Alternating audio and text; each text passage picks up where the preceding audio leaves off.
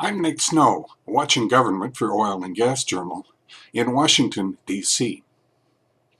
Louisiana's parish and local governments want a bigger share of revenue from development of federally managed oil and gas resources there.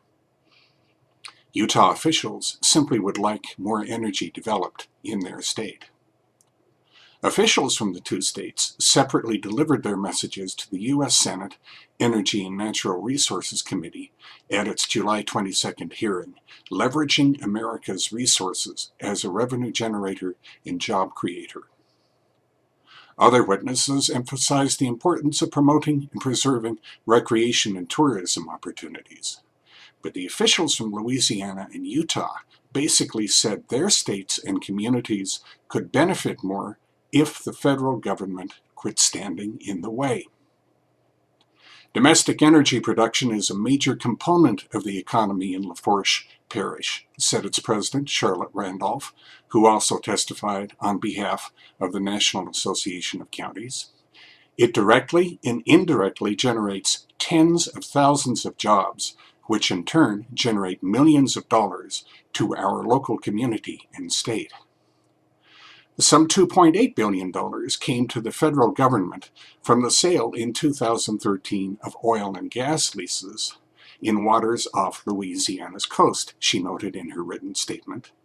Median household income in Lafourche Parish is higher than Louisiana overall, she continued, quote, but you must remember that people require services that the parish provides, including law enforcement and courts, emergency management, infrastructure maintenance and development, and environmental protection, to name just a few.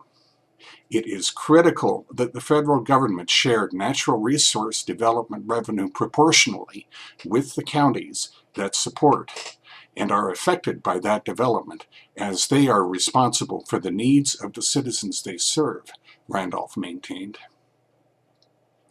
Utah's situation is aggravated by the federal government controlling 70% of the land there, according to Laura Nelson, who directs the governor's Energy Development Office.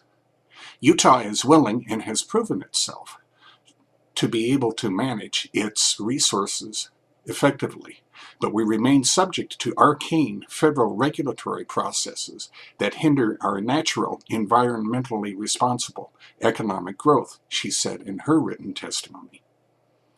In addition to those federal regulatory processes, Utah has seen the U.S. Bureau of Land Management reduce lease offerings and issue fewer permits since Barack Obama became president, Nelson continued. Annually, this administration's BLM has leased less than 30% as much land as during the Bush administration in any given year, she said. Nelson said that Utahns have noticed the Obama administration's preference for solar energy over oil sands and oil shale. But she added that of 19 solar projects there, which signed contracts in the past year to supply power to Pacific Corp, the state's biggest electric utility, not one is to be constructed on federal land. That's Watching Government for this week. In Washington, I'm Nick Snow for Oil and Gas Journal.